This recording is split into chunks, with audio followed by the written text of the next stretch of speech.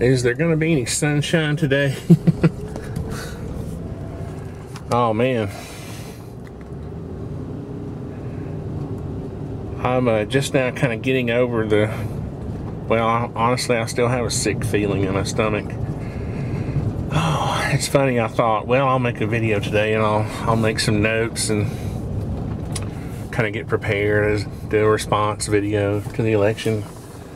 And then I thought, well, why would I do that? I never prepare for any video except for just a rough idea. Getting stuff together, throwing it together. No real planning. Just having the cameras I need and whatever I'm shooting as far as video. Anyway, so yeah, this is a not very planned video, just a reaction. And honestly, where do you start? I mean, I guess you start with the statistics. Out of 150 million possible voters in our country, 120 million voted, basically. Which I think is ironic, because there's about 30 million people out of work right now. And that's about the difference in the number of people who voted and who could have voted. I don't know. Maybe you don't see the irony in that, but I do. I just don't, sometimes I don't know what to think about our country. Sometimes, you know, my initial reaction was, man, is this my country?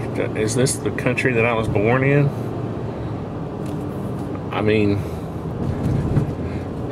the thoughts, all of the emotions are really unexplainable. You know, you want to leave, you just want to, you know, pack up and head out. And maybe if I was single, I would, but I have deep roots here in my home with my family.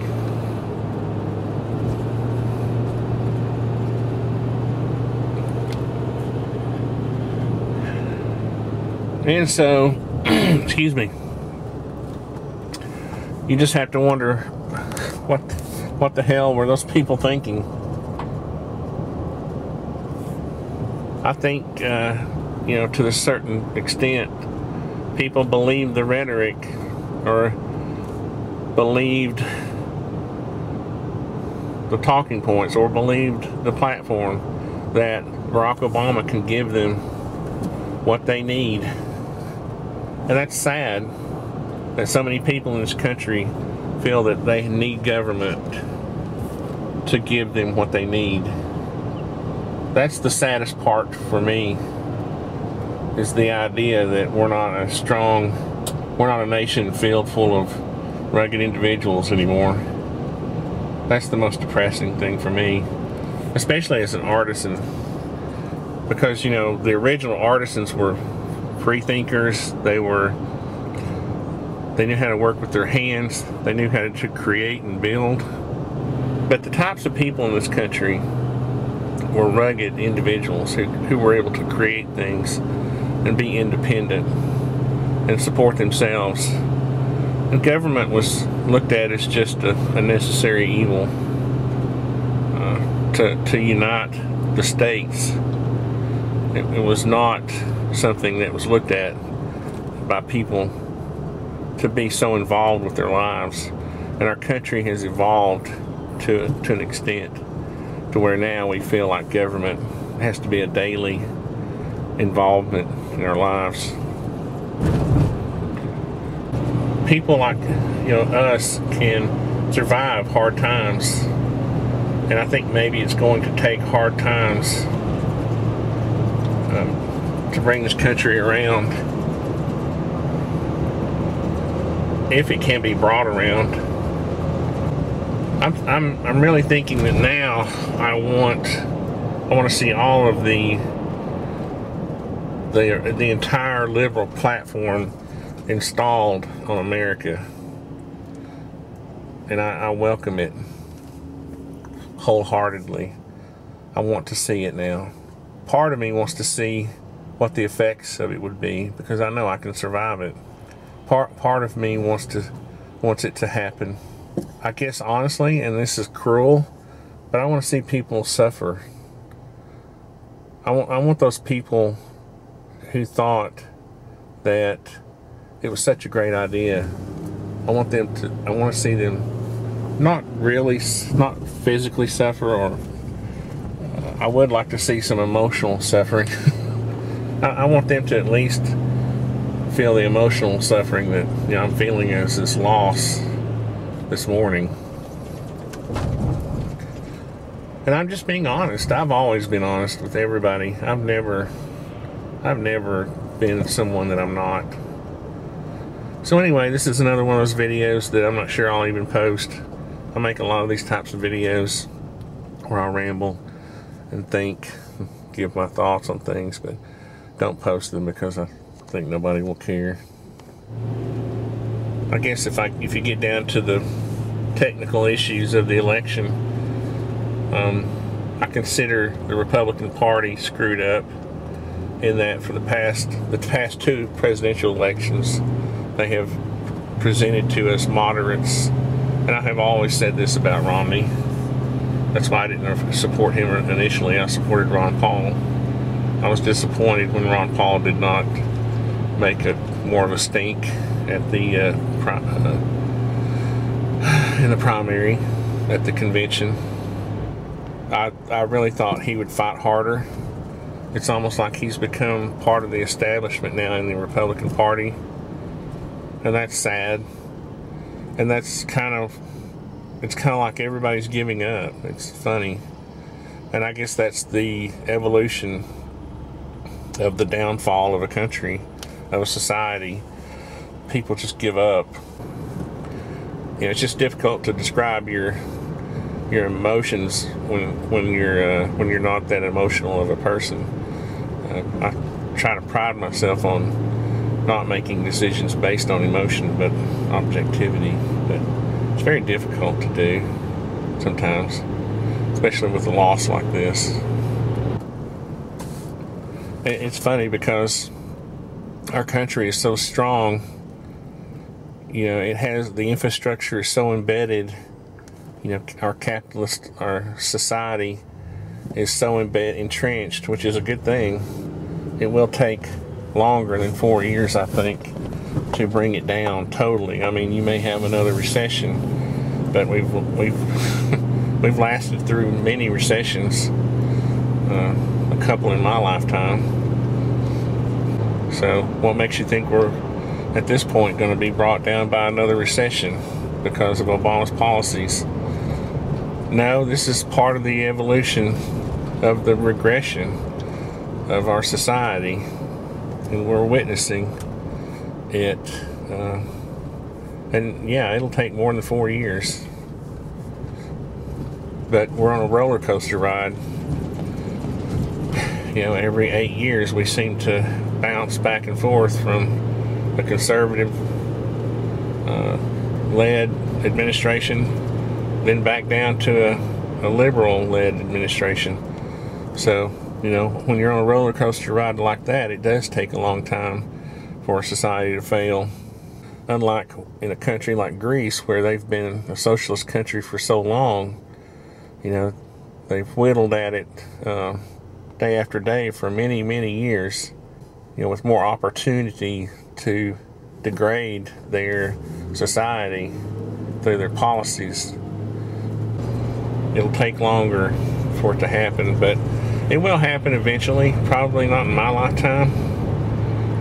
I'm saddened to think it might happen in my children's lifetime.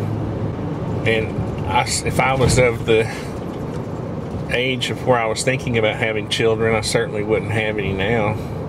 That's another sad thing to think about. Why would you want to bring, you know, a child into this kind of atmosphere? So, but all that, honestly, is kind of selfish talk, because when you look at our country, how great it is and how strong it is, you know, we still our lifestyle is still hugely, you know, greater than any, you know, third world country. So it's a little selfish to sit here and say, you feel for your family or your kids or whatever, when they're still living a better lifestyle. Even the poorest of our people in the United States live a better lifestyle than most people in third world countries.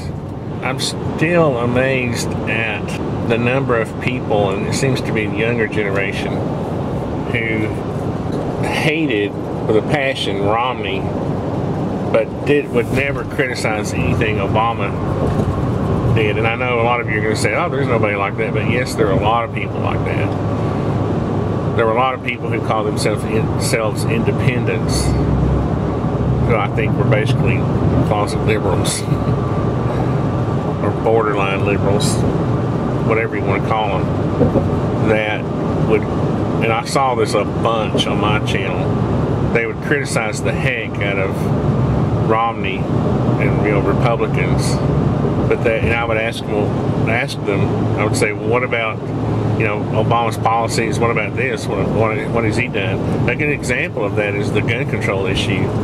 People would say Romney equals gun ban. Really? When during the debates, Romney specifically said he was not going to